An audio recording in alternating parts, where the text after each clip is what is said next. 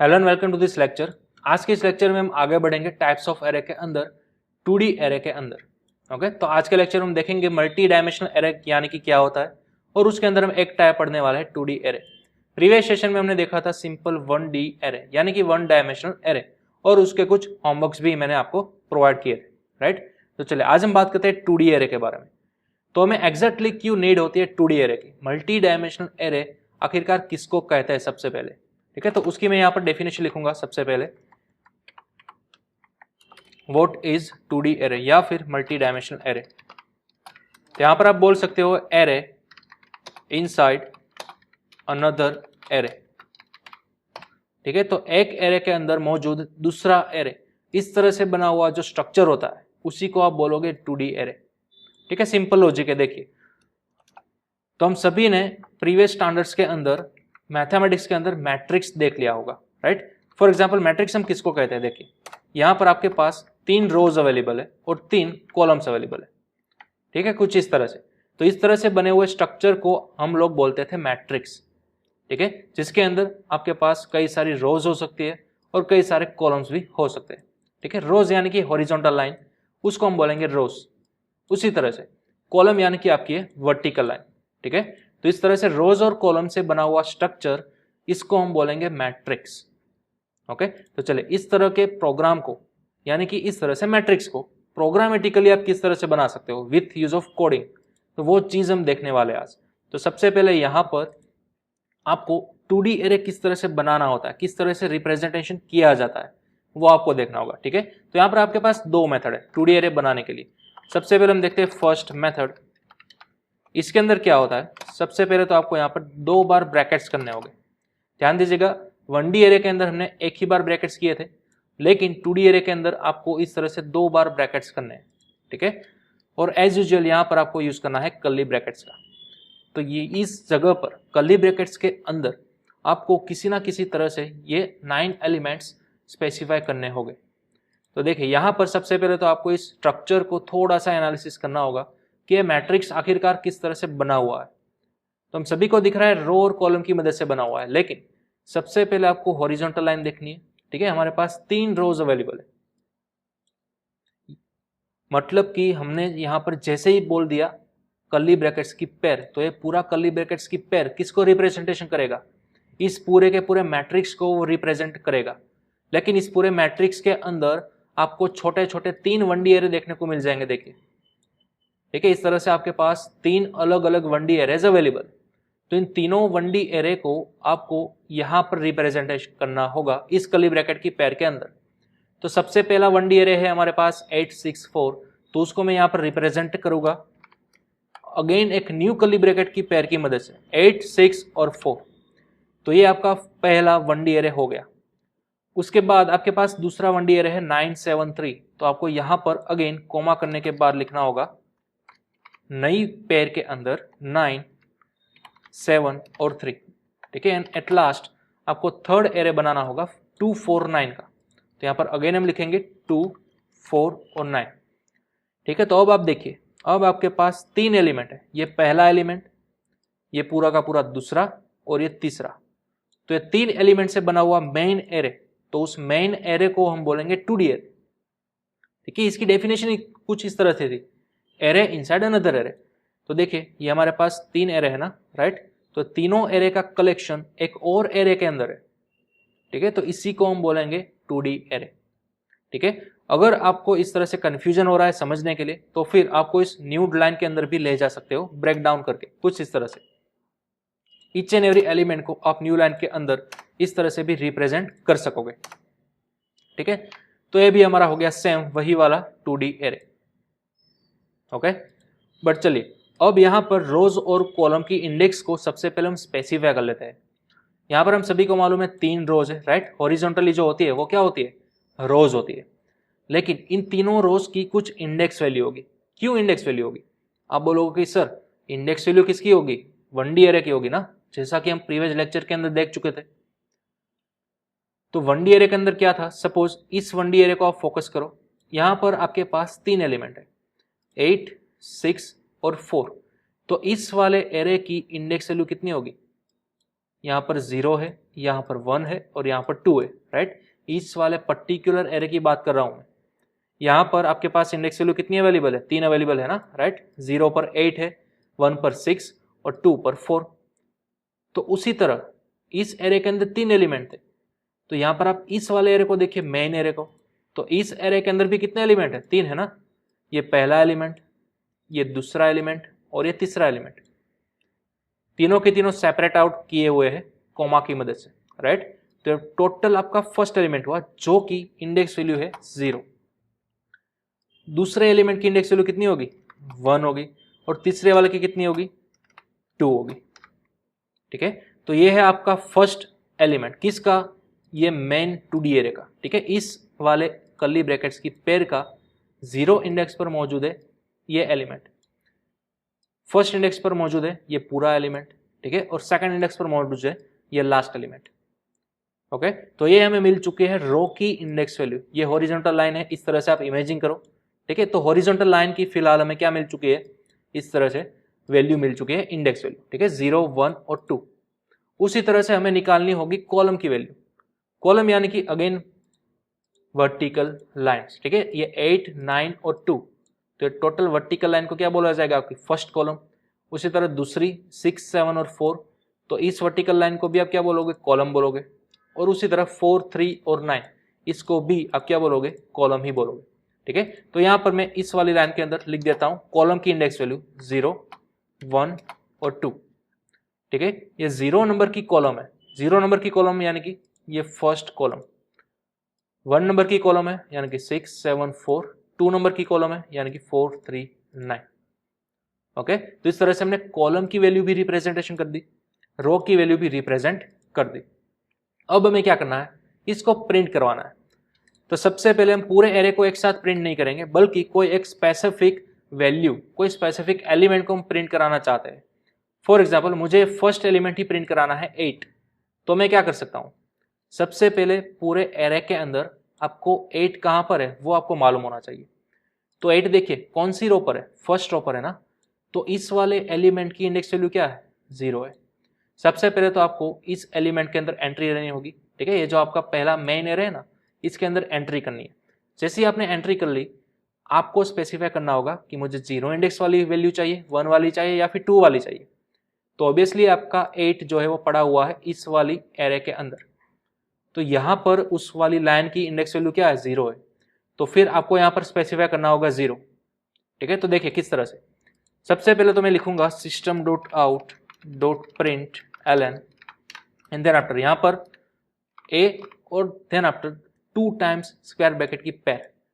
अब ध्यान दीजिएगा ये जो फर्स्ट पेयर है ना ब्रैकेट्स की, वहां पर आपको रो की वैल्यू रिप्रेजेंट करनी है। नोट डाउन कर लीजिएगा आप, ये जो आपकी फर्स्ट ब्रैकेट्स है, ठीक है, यहाँ पर आपको रो की वैल्यू रिप्रेजेंट करनी होगी।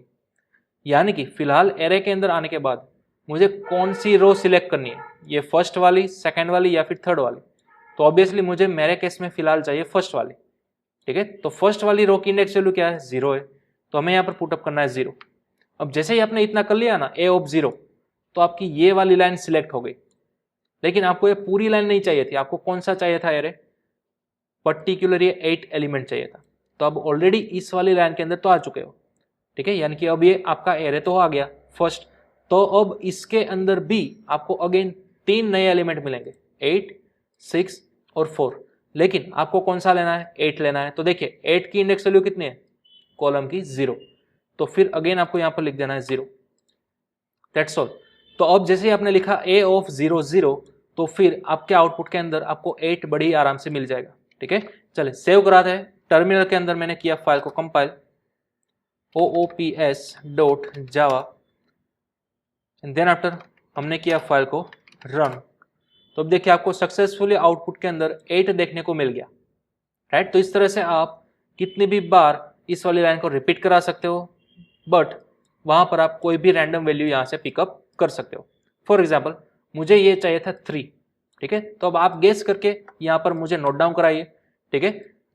3 लाने के लिए मुझे यहाँ पर क्या करना होगा, ठीक है, गेस करो आप। मुझे आउटपुट के अंदर ये वाला एलिमेंट चाहिए 3, तो हम सभी को मालूम है ना यहाँ पर रो की वैल्यू कौन सी लानी, ये वाली लाइन की लानी है। तो ये वाली लाइन की रो की वैल्यू कितनी है, 1 है।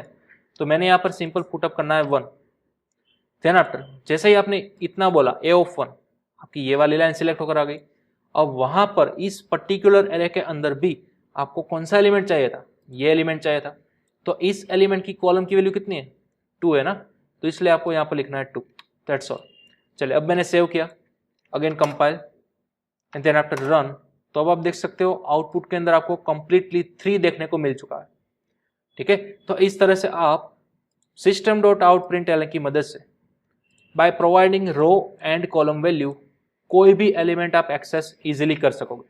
ठीक है, अगर आप चाहते हो कि सर मुझे पूरे एरे के एलिमेंट्स को प्रिंट आउट करना है, यानी कि ऑल 9 एलिमेंट्स को आपको प्रिंट करवाना है, तो ऑब्वियसली ये वाली लाइन आपको कितनी बार लिखनी होगी, 9 टाइम्स लिखनी होगी, राइट। सबसे पहले 0 एंड 0 के लिए तो फिर आपको 8 एलिमेंट मिलेगा, देन आफ्टर आपको 0 और 1 के लिए तो फिर आपको 6 एलिमेंट मिलेगा, उसी तरह 0 और 2 के लिए तो फिर आपको 4th एलिमेंट मिलेगा। ठीक है, लेकिन वो आपकी थोड़ी लेंथी प्रोसेस हो जाएगी। नो डाउट आप ये वाली लाइन रिपीट करवा सकते हो बार बार, ठीक है, लेकिन प्रोसेस थोड़ी सी आपकी लेंथी हो जाएगी। तो इसके सॉल्यूशन के अंदर आप यूज कर सकते हो nested for loop. Nested for loop की मदद से आप इजीली सभी एलिमेंट्स को बड़ी आराम से प्रिंट करवा सकते हो। ठीक है, तो देखिए नेस्टेड फॉर लूप यानी कि क्या, एक फॉर लूप के अंदर दूसरी फॉर लूप, इसी वाले स्ट्रक्चर को हम बोलते हैं नेस्टेड फॉर लूप। माइट भी अगर आपने सी या फिर C++ के साथ काम किया होगा पैटर्न्स बनाते वक्त, ठीक है, तो फिर आपको ख्याल होगा नेस्टेड फॉर लूप किस तरह से वर्कआउट करती है वो। ठीक है, लेकिन यहाँ पर मैं सिंपल ओवरव्यू आपको दे दूंगा। ये जो आपकी मेन फॉर लूप है ना बाहर वाली, इसको हम बोलते हैं आउटर फॉर लूप। ठीक है, और outer loop always and always row के लिए ही घुमाई जाती है, थोड़ी देर में आपको पता चल जाएगा। उसी तरह से ये अंदर वाली लूप जो है इसको हम बोलेंगे इनर लूप। क्या बोलते हैं, इनर लूप, जो कि ऑलवेज घुमाई जाती है कॉलम के लिए। ठीक है, तो ये आपका बेसिक स्ट्रक्चर है नेस्टेड फॉर लूप का। चलिए अब हम इसको फिलअप करेंगे। सबसे पहले हम फिलअप करते हैं आउटर फॉर लूप को। तो आउटर फॉर लूप जो है वो मैंने अभी अभी बोला रो के लिए घुमाई जाती है। तो रो की वैल्यू हमारे पास 3 है, ये फर्स्ट, ये सेकंड और ये थर्ड। हमारे पास टोटल 3 रोज अवेलेबल है। ठीक है, तो फर्स्ट रो की इंडेक्स वैल्यू क्या है, देखिए 0 है। उसी तरह से लास्ट की 2 है। तो इनडायरेक्टली यहां पर मुझे फॉर लूप घुमानी होगी 0 से 2 तक। ठीक है, तो यहां पर मैं एक वेरिएबल ले लूंगा इंटीजर i, जिसकी इनिशियल वैल्यू मैं सेट करूंगा 0 से और कहां तक जाऊंगा, 2 तक। ठीक है, i प्लस प्लस। चलिए उसी तरह से मुझे घुमानी है j की वैल्यू, यानी कि कॉलम की वैल्यू। ठीक है, तो कॉलम की वैल्यू भी हमने यहाँ पर स्पेसिफाई कर रखी है। 0 यानी कि मेरी फर्स्ट कॉलम आ जाएगी, उसी तरह से 2 यानी कि मेरी लास्ट वाली कॉलम आ जाएगी। ठीक है, तो यहाँ पर मैं अगेन एक और नया वेरिएबल लूंगा स्पेशली फॉर कॉलम j। तो j की वैल्यू भी हमें 0 से स्टार्ट करनी है, कहाँ तक जाना है, 2 तक जाना है और j प्लस प्लस। ठीक है, तो अब यहाँ पर नेस्टेड फॉर लूप की बॉडी के अंदर आने के बाद आप आराम से लिख सकते हो system dot out dot print L N. ठीक है, और अब यहाँ पर आपको स्पेसिफाई करनी होगी ए की रो की वैल्यू और कॉलम की वैल्यू। तो यहाँ पर रो की वैल्यू आपने किस तरह से रिप्रेजेंट की थी, आई की मदद से ना। ठीक है, आई ही एक ऐसा वेरिएबल है जो कि रिप्रेजेंट कर रहा है ऑल रोज की वैल्यू। तो यहाँ पर आपको लिखना होगा आई, और उसी तरह से कॉलम की वैल्यू के लिए आपने कौन सा वेरिएबल लिया था, जे, तो आपको यहाँ पर लिखना होगा जे। ठीक है, तो क्या बना, ए ऑफ आई जे। तो चलिए अब मैंने फाइल को सेव किया, अगेन यहाँ पर compile and then after run, तो अब आप देख सकते हो आपका पूरा 2D एरे परफेक्टली प्रिंट होकर आ चुका है। ऑल 9 एलिमेंट्स प्रिंट होकर मिल चुके हैं, राइट। देखिए सबसे पहले आपको यहाँ पर लिखना था 864। ठीक है, तो आपको यहाँ पर ऑलरेडी मिल चुका है 864। देन आफ्टर आपके पास था 973, तो अगेन यहाँ पर आपको मिल चुका है 973 और एट लास्ट 249। ठीक है, तो ऑल 9 एलिमेंट्स आपको मिल चुके हैं। बट अगर आप चाहते हो कि आपको इसी फॉर्मेट के अंदर प्रिंट करवाना है, यानी कि इस तरह से मैट्रिक्स फॉर्मेट के अंदर, कि पहले 3 एलिमेंट्स इस तरह से आए horizontally, then after new line के अंदर दूसरा एरे प्रिंट हो, अगेन न्यू लाइन के अंदर लास्ट वाला तीसरा एरे प्रिंट हो। ठीक है, तो वो भी आप यहाँ पर कर सकते हो। देखिए तो वो करना बहुत ही ईजी है। सपोज आपको यहाँ पर प्रिंट एलन की बजाय लिखना होगा simple print and then after, जैसे ही एक एलिमेंट आपका प्रिंट हो जाता है, आपको स्पेस देने के लिए यहाँ पर एम्प्टी स्पेस आप रिप्रेजेंट कर सकते हो। ठीक है, तो चलिए अब क्या होगा, अब अगर मैं इसको कंपाइल करके रन कराना चाहूंगा, चलिए तो आप देख सकते हो यहाँ पर आपको हॉरिजॉन्टली एरे प्रिंट होकर देखने को मिला। ठीक है, तो पूरा एरे पहले वर्टिकल आता था, लेकिन अब आ गया है आपका हॉरिजॉन्टल। तो मुझे पूरा एरे भी हॉरिजॉन्टल नहीं चाहिए था, मुझे तो सिर्फ ये हमारी जो कॉलम की लूप है ना फर्स्ट, जिसकी वजह से हमें फर्स्ट रो मिल रही है, वही सिर्फ हॉरिजॉन्टल चाहिए था। तो देखिए इसके लिए बड़ा ही सिंपल सॉल्यूशन है। ये जो आपकी इनर लूप होती है वो जब भी घूम जाती है फर्स्ट टाइम, ठीक है, तो उसके घूम जाने के बाद आप सिंपल यहाँ पर बोल सकते हो system dot out dot print L N, that's all, ठीक है, system dot out dot print L N. चलिए तो अब मैंने सेव किया, अगेन यहाँ पर किया compile and then after run, तो अब आप यहाँ पर देख सकते हो आपको परफेक्ट मैट्रिक्स वाला फॉर्मेट देखने को मिल चुका है, ठीक है। तो ये कर क्या रहा है, प्रिंट एलन यानी कि सिंपल न्यू लाइन के अंदर ले जाना। हाँ, अगर आप प्रिंट एलन का यूज नहीं करना चाहते, सिंपल प्रिंट का ही यूज करना चाहते हो, तो फिर आप यहाँ पर बोल सकते हो स्लैश एन, तो इसका आउटपुट भी सेम ही आएगा। चलिए मैंने सेव किया, again compile and then after run, तो अभी आप देख सकते हो आपको सेम वही वाला आउटपुट देखने को मिल रहा है, ठीक है। तो आपके पास दो तरीके हैं, या तो इस तरह से प्रिंट स्लैश एन लिखो, या फिर बड़ा ही आसान प्रिंट एलन मेथड को ही कॉल कर दो, ठीक है। तो इस तरह से आपका 2D एरे जो है वो प्रिंट हो जा रहा है, ओके। चलिए अब आप इसका भी स्क्रीनशॉट ले लो। ये था आपका सिंपल 2D एरे किस तरह से बनाना है और किस तरह से आपको उसको प्रिंट करना है वो, okay, by using for loop. तो ये आपकी फर्स्ट मेथड थी। चलिए अब हम देखते हैं सेकंड मेथड को। तो यहाँ पर नीचे मैं अगेन कमेंट लिखूंगा सेकंड मेथड। चलिए सेकंड मेथड के अंदर क्या होता था, तो आप यहाँ पर इनिशियलाइज प्योर कर सकते हो, for example ARR 2D array, then after आपको यहाँ पर लिखना होता है न्यू इंट इस तरह से, एंड देन आफ्टर यहाँ पर आपको रो की वैल्यू और कॉलम की वैल्यू, तो रो मेरे पास होनी चाहिए 3 और कॉलम भी मेरे पास होनी चाहिए 3, इस तरह से मैंने बोल दिया, ठीक है। चलिए यहाँ पर ये जो ऊपर वाला एग्जाम्पल था उसको मैं दे रहा हूँ मल्टीलाइन कमेंट, ठीक है, कुछ इस तरह से, ओके। तो अब आपके पास कुछ इस तरह का स्ट्रक्चर अवेलेबल है। ध्यान दीजिएगा पिछले लेक्चर के अंदर जो हमने 1D एरे पढ़ा था ना, उसके अंदर हमने कुछ इस तरह से किया था, simple new integer and then after हमने यहाँ पर लेंथ स्पेसिफाई की थी, राइट, कि मेरे एरे के अंदर मैक्स टू मैक्स 3 ही एलिमेंट आ सकेंगे, राइट, इस तरह से हमने बोला था। तो उसी तरह में 2D एरे के अंदर भी बोलना है। सिंपल डिफरेंस इतना अच्छा है, 1D एरे के अंदर आप एक ही बार स्क्वायर ब्रैकेट यूज करते थे, यहाँ पर आपको 2 बार करना है, ठीक है, और साथ ही साथ यहाँ पर आपको 2 बार वन टाइम रो की और दूसरे ब्रैकेट्स के अंदर कॉलम की वैल्यू रिप्रेजेंट करनी होगी, ठीक है। तो यहाँ पर मैंने क्या बनाया, 3x3 का एक 2D एरे बनाया, लेकिन ये पूरा का पूरा फिलहाल क्या होगा, एम्प्टी होगा, राइट। आपके पास 3x3 का इस तरह से स्ट्रक्चर बन कर तो आ जाएगा, लेकिन अंदर हमने कोई अभी तक वैल्यू ही स्पेसिफाई नहीं की, ठीक है। ऊपर वाला एग्जाम्पल के अंदर तो मैंने क्या किया था, इस तरह से वैल्यू रिप्रेजेंट कर दी थी, लेकिन यहाँ पर मैंने फिलहाल कोई भी वैल्यू डाली ही नहीं, इंसर्ट ही नहीं करवाई, सिंपल एक एम्प्टी स्ट्रक्चर बनाया ना, ठीक है, कि 3x3 का मेरा एरे बन जाना चाहिए, तो ये बन गया। इसी तरह से आपको आउटपुट के अंदर देखने को मिलेगा, लेकिन वैल्यूज हमने इंसर्ट नहीं करवाई। तो बाय डिफॉल्ट अगर आप इस पूरे एरे को प्रिंट करवाना चाहोगे तो आपको आउटपुट के अंदर ऑल 9 एलिमेंट्स क्या मिलेंगे, चलिए वो हम चेक करते हैं। तो इसके लिए अगेन हम यूज करेंगे प्रिंट कराने के लिए नेस्टेड फॉर लूप का स्ट्रक्चर, जो कि हमने अभी अभी यहाँ पर बनाया है, राइट। तो इसी फॉर लूप का हम रीयूज करेंगे। चलिए इस तरह से अब यहाँ पर हमें लिखना है एरे का नाम ARR, ठीक है, ओके। चलिए अब मैंने सेव किया, यहाँ पर मैंने स्क्रीन को कर दिया clear, then after again file को किया कंपाइल, देन आफ्टर रन, तो अब आप देख सकते हो हमें ऑल एरे के एलिमेंट्स की वैल्यू कितनी मिल चुकी है, 0, ठीक है। तो ध्यान रखिएगा जब भी आप इस तरह से एम्प्टी एरे क्रिएट करोगे तो बाय डिफॉल्ट ऑल 9 एलिमेंट्स की वैल्यू कितनी होगी, 0 होगी, ठीक है, क्योंकि इनिशियली आपने वैल्यू यहाँ पर सेट ही नहीं की इसलिए। तो सबसे पहले हम क्या करेंगे, एरे को प्रिंट कराने से जस्ट पहले यहाँ पर एरे के अंदर कोई भी हम रैंडम वैल्यूज इंसर्ट करवा सकते हैं, ठीक है। अब चलिए सपोज मेरे आउटपुट के अंदर यहाँ पर इस वाले लोकेशन की वैल्यू मुझे 7 इंसर्ट करानी है, ध्यान रखिएगा इस वाले पोजीशन की वैल्यू मुझे 7 इंसर्ट करवानी है। तो मैं किस तरह से करूँगा, तो सबसे पहले तो यहाँ तक आपको पहुँचना होगा, ये पूरे एरे का नाम क्या है, ARR है ना, तो सबसे पहले आपको लिखना होगा ARR, ठीक है। इसके अंदर आप 7 इंसर्ट करवाना चाहते हो, राइट, लेकिन एग्जैक्ट किस लोकेशन पर, किस रो के अंदर, किस कॉलम के अंदर, वो भी आपको यहाँ पर स्पेसिफाई करना होगा, ठीक है। तो चलिए सबसे पहले बात करते हैं रो की। तो हमारे पास 3 रो है, इसकी इंडेक्स वैल्यू होगी 0, यहाँ पर 1 और यहाँ पर 2, लेकिन आपको तो ये वाला एलिमेंट चाहिए ना, ठीक है, आपको यहाँ पर 7 इंसर्ट करवाना है। तो सबसे पहले इस वाले पूरे रो की वैल्यू क्या है, 1 है, राइट। तो मैं यहाँ पर लिखना होगा सिंपल 1। देन आफ्टर जैसे आपने 1 लिखा, ये पूरी लाइन सिलेक्ट हो गई।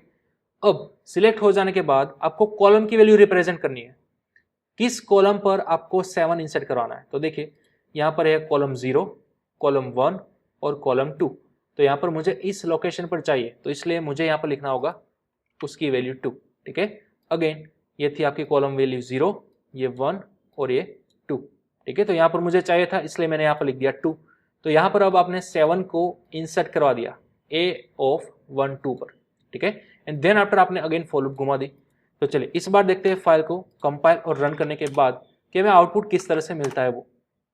तो अब यहाँ पर आप देख सकते हो आपका 7 जो है वो सक्सेसफुली इस वाली लोकेशन के अंदर इंसर्ट हो चुका है, राइट। तो इस तरह से आप कोई भी वेरिएबल्स को जिस लोकेशन पर भी आप चाहो वहां पर आप इजीली इंसर्ट करवा सकते हो, ठीक है। अब चलिए आप ही मुझे बताइए, गेस करिए कि अगर मुझे इस पोजीशन पर 5 को इंसर्ट करवाना है, राइट, तो मैं यहाँ पर क्या लिखूंगा।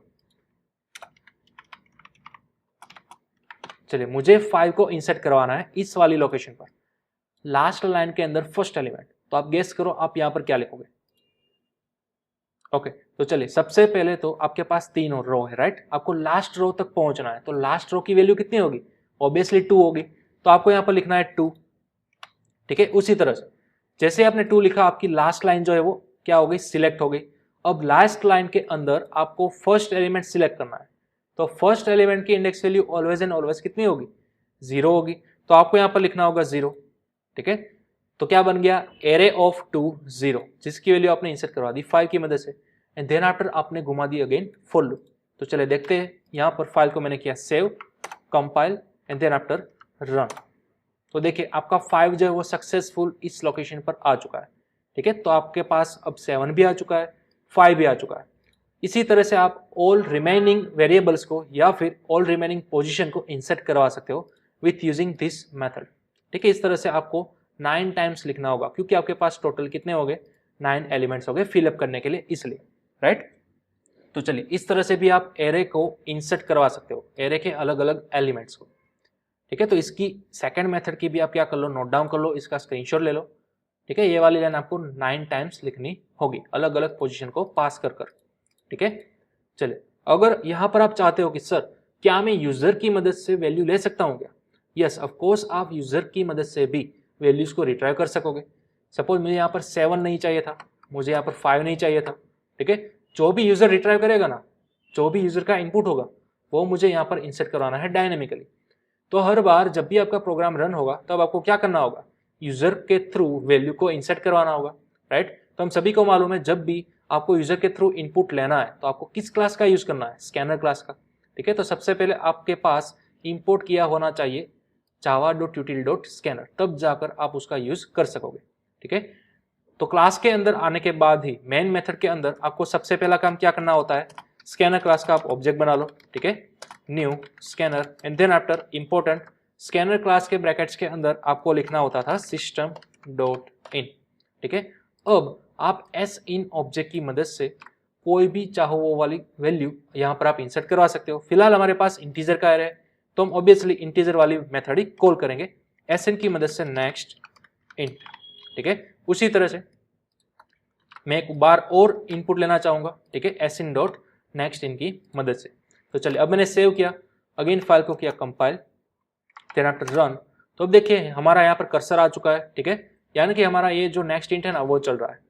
तो सपोज यहाँ पर मैं इंसर्ट करवाना चाहता हूँ 8, एंटर किया तो मेरा नेक्स्ट वाला नेक्स्ट इंट चल रहा है। यहाँ पर मुझे एंटर करवाना था 9, अब अगर मैं एंटर करूंगा तो मेरा पूरा एरे प्रिंट होकर आ जाएगा, ठीक है। 8 जो था वो आपका परफेक्ट इस लोकेशन पर आ चुका है, 9 भी अपनी जगह पर परफेक्टली आ चुका है, ठीक है। तो इस तरह से आप अगेन 9 टाइम्स अलग अलग पोजीशन वाली वैल्यूज को इस तरह से यूजर के थ्रू रिट्राइव कर कर पूरा एरे डायनामिक बना सकते हो, ठीक है। तो चले ये वाली मेथड का भी आप स्क्रीनशॉट ले लो। ये था यूजर के थ्रू आप किस तरह से वैल्यू को रिट्राइव कर सकोगे और उसकी वैल्यू आप पुट अप कर सकोगे, ओके। चलिए अब अगर आप चाहते हो फॉर लूप के जरिए यूजर से इनपुट लेना तो आप किस तरह से करोगे।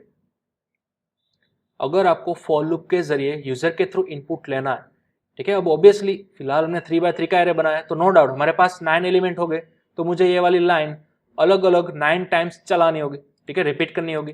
लेकिन क्या हो अगर मेरे पास 5x5 का एरे हो, तो फिर हमारे पास टोटल 25 एलिमेंट्स हो गए ना, राइट, 5 रोज हो 5 कॉलम्स होने के बाद, तो तब मुझे यहाँ पर इस वाली टोटल 25 लाइन्स रिपीट करनी होगी।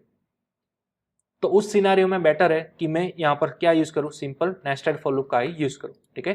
तो चलिए अब यहाँ पर भी हम एक बार और नेस्टेड फॉर लूप का यूज करेंगे, जो कि हमने ऑलरेडी बनाकर रखी है प्रिंट करने के लिए, उसी का हम रीयूज करेंगे इंसर्ट करवाने के लिए। तो मुझे यहाँ पर system dot out print L N की कोई भी रिक्वायरमेंट नहीं है, ठीक है। चलिए ये मैं एक्स्ट्रा कमेंट को भी मिटा देता हूँ। ओके, चलिए अब यहाँ पर आपको क्या करना है, आपने लूप तो घुमा दी, ठीक है। अब आपको यहाँ पर प्रिंट नहीं करना है, बल्कि यूजर के थ्रू इनपुट लेना है, ठीक है। तो एरे की अंदर आपको यहाँ पर एस इन की मदद से नेक्स्ट इन, ठीक है, इस तरह से आपको इनपुट लेना था।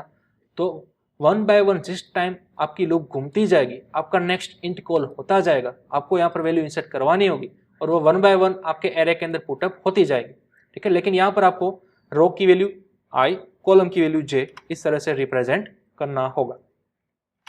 Got it. तो चलिए अब मैंने फाइल को सेव कर लिया। अब मैं यहाँ पर करूंगा अगेन कंपाइल, ठीक है, एंड देन आफ्टर मैंने किया रन। चलिए तो अब मेरी कर्सर यहाँ पर आ चुके हैं, यानी कि अब मेरी लूप के अंदर फर्स्ट टाइम नेक्स्ट इंट आ चुका है, ठीक है। तो अब मुझे यहाँ पर टोटल 9 टाइम्स वैल्यू इंसर्ट करवानी होगी, क्योंकि ऑब्वियसली ये वाली मेथड जो है वो मेरी 9 टाइम्स घूमेगी, ठीक है, नेस्टेड फॉर लूप होने के वजह से। चलिए तो अब मैं यहाँ पर कोई भी रैंडमली 9 एलिमेंट्स लिख रहा हूँ, आप कोई भी एलिमेंट्स यहाँ पर लिख सकते हो। चलिए तो जैसे ही मैंने 9 एलिमेंट्स लिख दिए, आपका कंप्लीट उसी ऑर्डर के अंदर एरे बनकर आ चुका है। देखिए 437 जो कि आपने पहले इंसर्ट करवाया था, ठीक है। उसके बाद 192 तो उसकी भी एक रो बनकर आ चुकी है।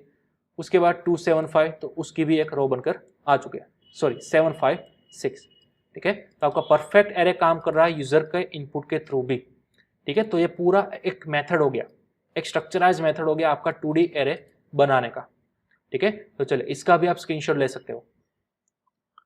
हाँ, अगर आपको यहाँ पर यूजर को ये बताना है कि आप फिलहाल जो वैल्यू इंसर्ट करा रहे हो वो एग्जैक्टली एरे के अंदर कहाँ पर पुटअप होने वाली है, वो भी आप यहाँ पर इंसर्ट कराते वक्त रिप्रेजेंट कर सकोगे, ठीक है। किस तरह से, देखिए सपोज यहाँ पर मैं एक प्रिंट वाला स्टेटमेंट चला दूंगा, system dot out dot print L N, या फिर आप बोल सकते हो सिंपल प्रिंट ARR या फिर एरे, ठीक है। और उसके बाद में आप यहाँ पर 2 इस तरह से ब्रैकेट्स करवा सकते हो, और यहाँ पर आप आई की वैल्यू और जे की वैल्यू डायनेमिकली ले सकोगे, ठीक है। किस तरह से, देखिए यहाँ पर हमें ब्रेकआउट करना होगा, ठीक है। यहाँ पर स्ट्रिंग को मैंने किया finish, and then after plus किया मैंने, और यहाँ पर हमें आई की वैल्यू पुटअप करनी थी, तो इसलिए मैंने लिखा आई, यहाँ पर प्लस, देन आफ्टर इतना हमें लेना है, राइट। अगेन मैंने यहाँ पर किया प्लस, अब जे की वैल्यू लेनी है, and then after again plus, ठीक है। तो इस तरह से मैंने बोल दिया। अब लास्ट में यहाँ पर आपको इस तरह से कोमा या फिर इक्वल टू, जो भी आप चाहो वो यहाँ पर रिट्राइव कर सकते हो। चलिए सबसे पहले तो मैंने सेव किया, स्क्रीन को किया क्लियर, अगेन कंपाइल किया, and then after run.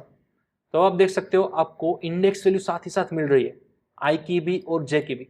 Array के 0-0 पोजीशन पर आप कौन सी वैल्यू इंसर्ट कराना चाहते हो, तो अब यूजर को बड़ी ही आसानी से दिखाई देगा कि मैं एग्जैक्ट फिलहाल कौन सी वैल्यू रिप्रेजेंट कर रहा हूँ वो, ठीक है।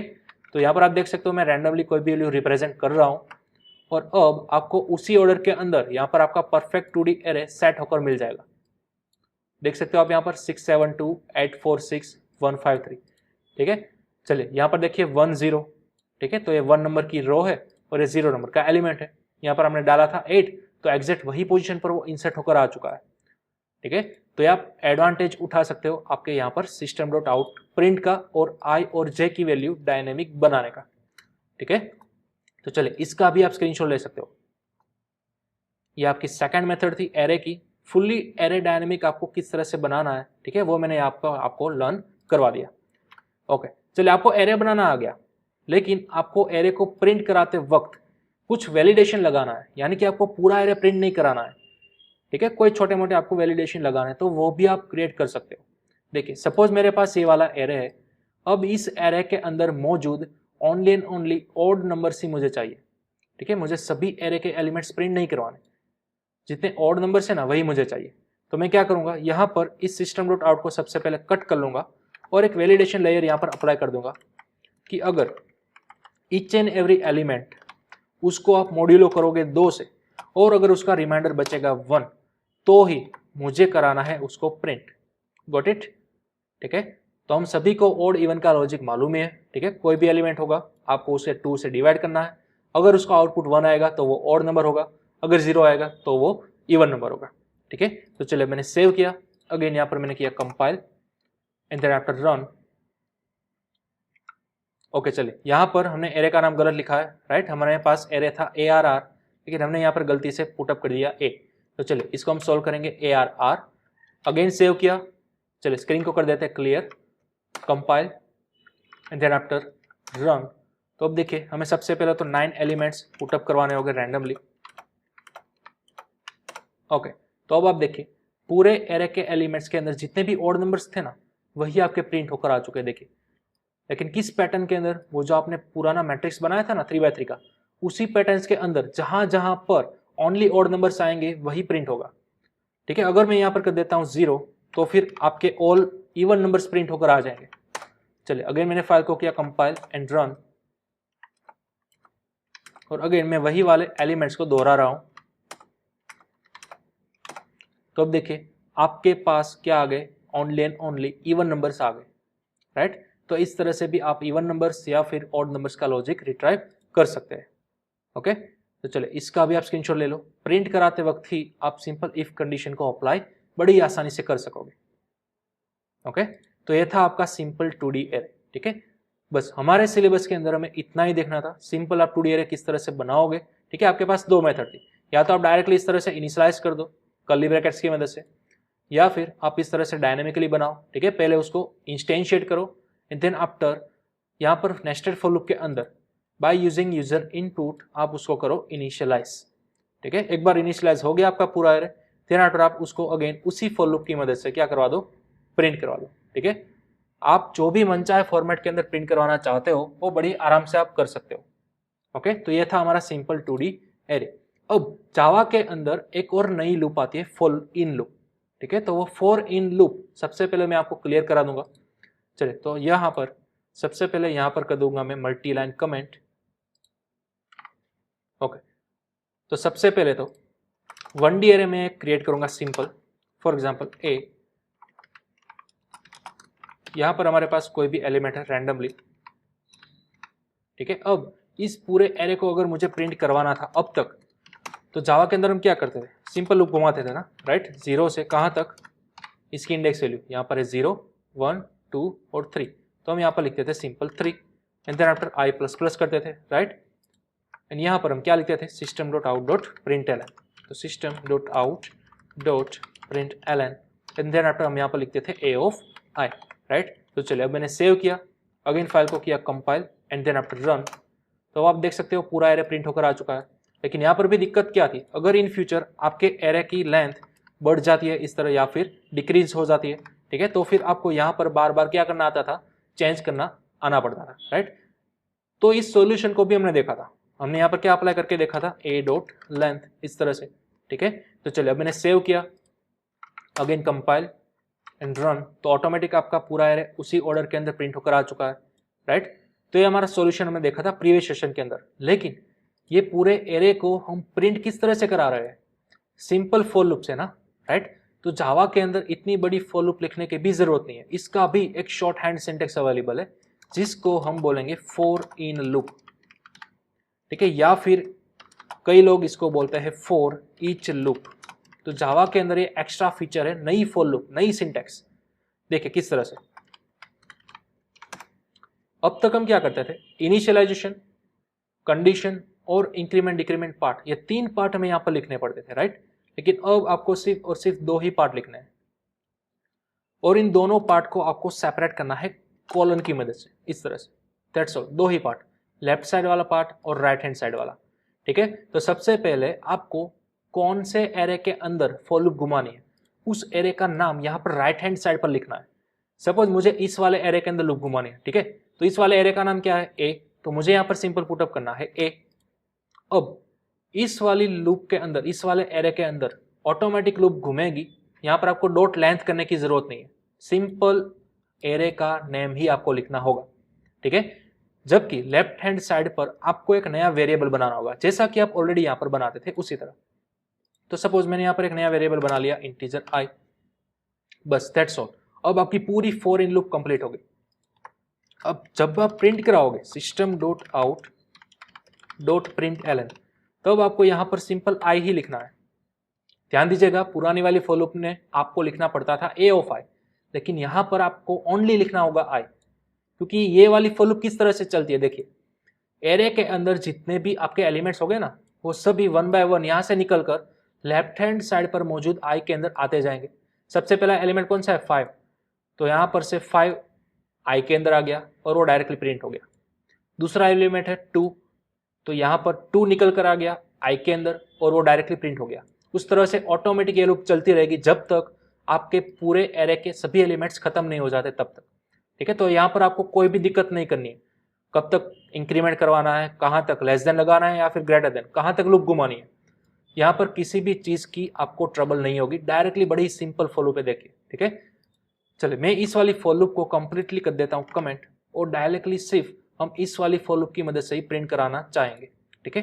तो चलिए सबसे पहले मैं यहाँ पर 2 एलिमेंट्स मिटा देता हूँ। सेव किया मैंने, चलिए यहाँ पर स्क्रीन को किया क्लियर, फाइल को किया compile and then after run. तो अब आप देख सकते हो आपका पूरा एरे कंप्लीटली आ चुका है, जैसा कि हमें सेम प्रीवियसली इस वाली फॉर लूप के अंदर मिलता था उसी तरह, ठीक है। अब डजंट मैटर यहाँ पर आप एलिमेंट्स को बढ़ाते हो या फिर घटाते हो, ठीक है। जितना बड़ा या फिर जितना भी छोटा आपका एरे होगा, ऑटोमेटिक ये वाली फॉर लूप घूम जाएगी। तो चलिए मैंने सेव किया, अब यहाँ पर आपने किया कंपाइल एंड रन। अब आप देख सकते हो परफेक्ट एरे आपको देखने को मिल जाएगा, ठीक है। तो ये आपके पास शॉर्ट हैंड सिंटेक्स अवेलेबल है फॉर लूप की। ये आपकी सिंपल फॉर लूप भी है और ये आपकी फॉर इन लूप भी है, या फिर आप बोल सकते हो फॉर ईच लूप, ठीक है। तो एक खास IMP है आपका, तो इसको खास आपको नोट डाउन करके रखना है, ठीक है। यहाँ पर आप चाहो तो स्पेस को मिटा भी सकते हो, डजंट मैटर, ठीक है। चलिए तो इसी तरह से आपको मैं एक सेल्फ स्टडी दे रहा हूँ। ये तो मैंने फॉर इन लूप घुमाई किसके अंदर, 1D एरे के अंदर, लेकिन आपको सेल्फ स्टडी के अंदर करके लाना ही है 2D एरे के अंदर। आप for in loop, nested for in loop किस तरह से घुमाओगे वो आपको थोड़ा सा रिसर्च करके लाना है, ठीक है। अगेन 2D एरे जो हमने बनाया था वो हम प्रिंट किस तरह से करते थे, इस वाली फॉर लूप की मदद से ना, राइट, नेस्टेड फॉर लूप की मदद से।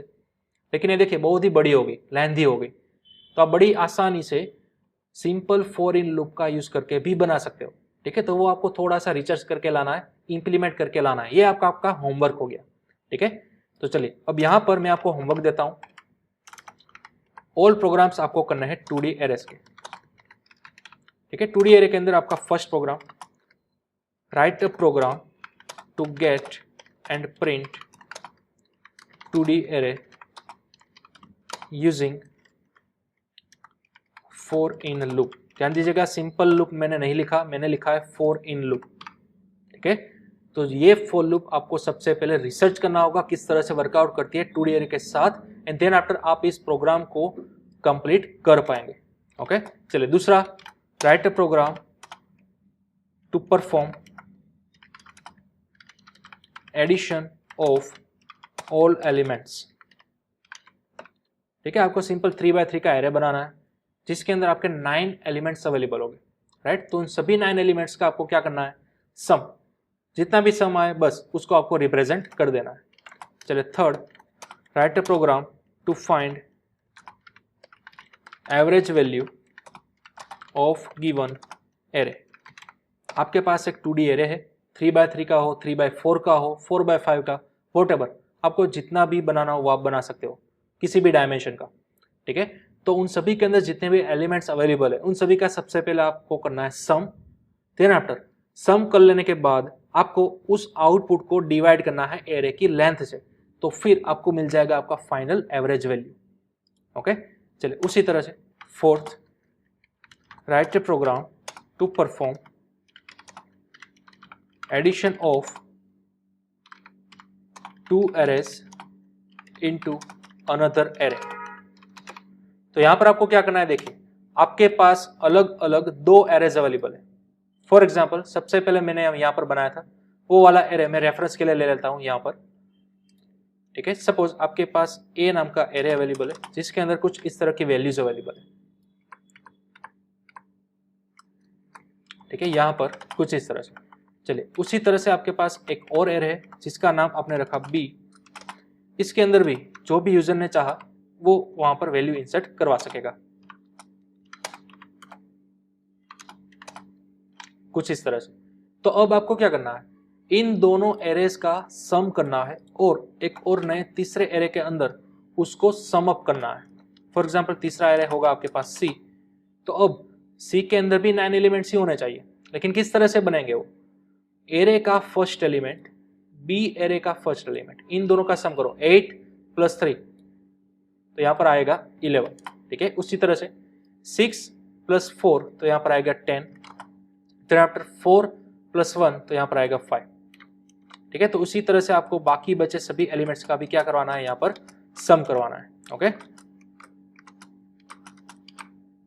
Got it. तो आई थिंक आपको क्लियर हो गया होगा कि किस तरह से आपको 2D एरे का ये वाला सम, ये वाला प्रोग्राम करना है, ठीक है। चलिए next number 5, find row wise sum of given array. Row wise sum करना है आपको गिवन एरे का, यानी कि अगर आपके पास ये वाला एरे अवेलेबल है, राइट, लेकिन आपको रो वाइज सम करना है। टोटल तो सम हमने किया ही था सेकंड एडिशन के अंदर, सेकंड प्रोग्राम के अंदर, हमें सभी ऑल 9 एलिमेंट्स का सम अब नहीं करना, अब आपको रो वाइज सम करना है। किस तरह से, देखिए आपके पास यहाँ पर 3 रो है ना, ठीक है, ये फर्स्ट, ये सेकंड और ये थर्ड। तो इस फर्स्ट रो का सम क्या होगा, 8 + 6 = 4, ठीक है। इन तीनों का जो भी सम है वो आपको दिखाना है। उसी तरह से सेकंड रो का सम और थर्ड रो का सम, गॉट इट। तो इस तरह से आपको करना है रो वाइज सम। चलो तो इसी तरह से नेक्स्ट अब आपको यहां पर करना है कॉलम वाइज सम, ठीक है। तो यहां पर मैं लिख देता हूं कॉलम वाइज सम।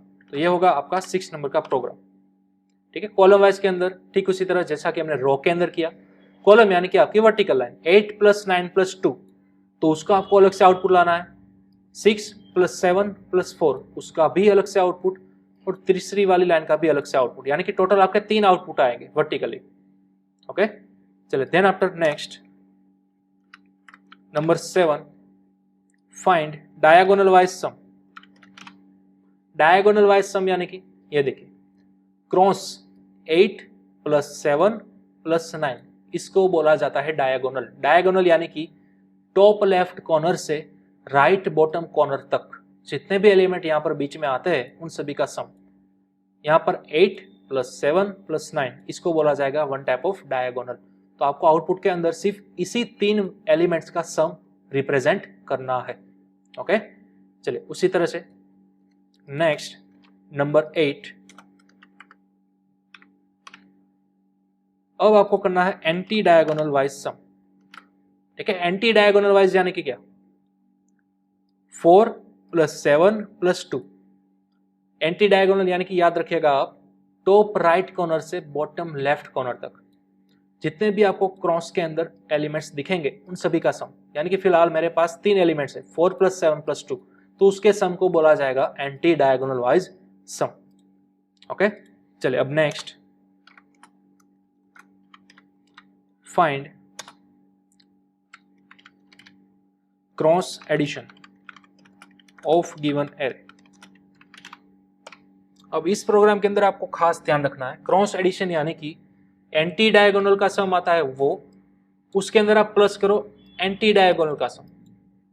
सिंपल पहले आपने क्या किया था, डायगोनल का जो सम निकाला था उसके अंदर आपको ऐड करना है एंटी डायगोनल का सम, ठीक है। तो डायगोनल प्लस एंटी डायगोनल उसी को आप बोलोगे क्रॉस एडिशन, ठीक है। तो फिलहाल हमारा आउटपुट क्या आना चाहिए, अगर हमने यही वाला एरे लिया होगा तो 8 + 7 + 9 उसके अंदर 4 + 7 + 2, ठीक है। तो यहां पर आप एक और चीज एक्स्ट्रा कर सकते हो, अगर डायगोनल करते वक्त आपने 8 7 9 लिया था तब एंटी डायगोनल करते वक्त आप डायरेक्टली 4 और 2 ले लो, 7 को स्किप करो क्योंकि 7 ऑलरेडी एक बार काउंट हो चुका था जब आपने डायगोनल सम किया था तब, ठीक है। तो डायगोनल प्लस एंटी डायगोनल उसका सम, इसी को हम बोलेंगे क्रॉस एडिशन। Got it? चलिए, तो ये 9 आपको सम करना है, 9 आपको प्रोग्राम करना है रिलेटेड टू 2D एरे। ठीक है, ऑल 9 प्रोग्राम्स आपको फिलहाल अपनी स्क्रीन पर दिख रहे होंगे, राइट? तो इसको आप नोट डाउन कर लो, इसका स्क्रीनशॉट ले लो। ठीक है, जब हम नेक्स्ट सेशन तक मिलेंगे, ठीक है, नए टॉपिक के अंदर, तब तक आपको ये सभी 9 प्रोग्राम्स सॉल्व आउट कर कर लाने होंगे। ठीक है, तो चलिए यहाँ पर हमारा फिनिश होता है हमारा चैप्टर नंबर 4, जिसका नाम था ऑब्जेक्ट ओरिएंटेड प्रोग्रामिंग सिस्टम। इसके अंदर हमने कई सारी नई नई चीज देखी। सबसे पहले तो देखा क्लास और ऑब्जेक्ट किस तरह से बनता है, कंस्ट्रक्टर और उसके टाइप्स देखे, तेरा टर्म हमने स्कैनर क्लास देखा, एंड एट लास्ट हमने एरे और उसके टाइप्स भी देख लिए। ठीक है, तो ध्यान दीजिएगा, एरे बनाते वक्त या फिर उसको प्रिंट कराते वक्त हमारे पास एक नई लूप है, फॉर इन लूप, जो कि आप 1D लूप के अंदर भी यूज कर सकोगे और साथ ही साथ 2D एरे के अंदर भी यूज कर सकोगे। ठीक है, तो 2D एरे के अंदर किस तरह से प्रिंट करना है वो मैं आपने आपको सेल्फ स्टडी के अंदर दिया। ठीक है, तो चलिए अब हम मिलते हैं नेक्स्ट लेक्चर के अंदर, और आई होप ये सभी प्रोग्राम्स आप सक्सेसफुली कंडक्ट कर लोगे।